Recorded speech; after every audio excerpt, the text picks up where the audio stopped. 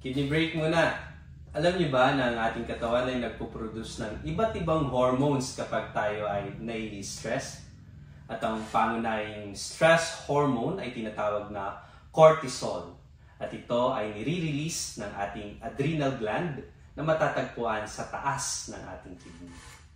Ang cortisol ay maraming negatibong epekto sa ating kalusugan, lalo na kung ito ay magsisirculate ng matagal sa ating dugo. Ibig sabihin, kung matagal tayong under stressful condition, be it physically, emotionally, or mentally. Ilan sa mga negatibong epekto nito ay, number 1, pinapababa ng stress ang ating immune system. Kapag mahina ang ating immune system, madali tayong kapitan ng sakit katulad ng infection o kaya cancer. Sa isang pag-aaral nga, nakita nila na ang emotional stress ay maaaring magpataas ng tsansang magkaroon ng tuberculosis ang isang tao.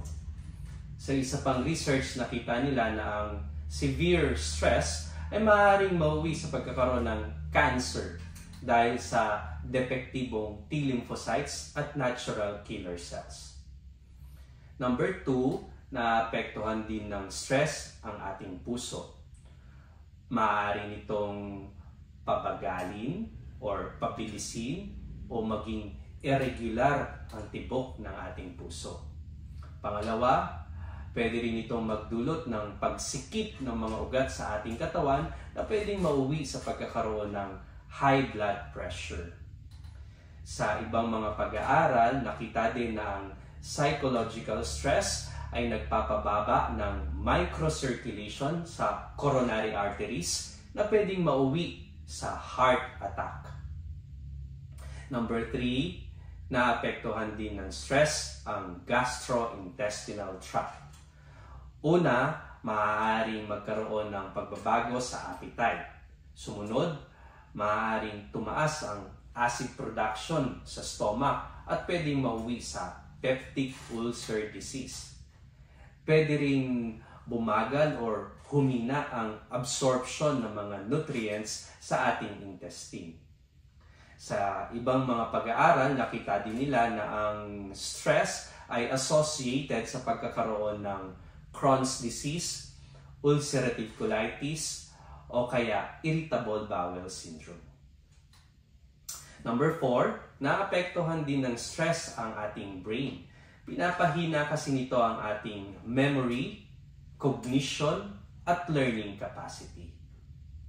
Number 5, naapektuhan din ng stress ang metabolism. Ito ay dahil sa ang cortisol ay isang diabetogenic hormone. Ibig sabihin, pwede itong magdulot ng diabetes. Pwede rin magdulot ang stress ng obesity at mataas na cholesterol level. Marami pang mga negatibong epekto ang chronic stress sa ating kalusugan. Kaya nga, lagi nating sinasabi na piliing maging masaya araw-araw. Sabi nga sa Bible, ang pagkamasayahin ay mabuti sa kalusugan at ang malungkuti unti-unting namamatay. So, Happy Valentine's Day, everyone.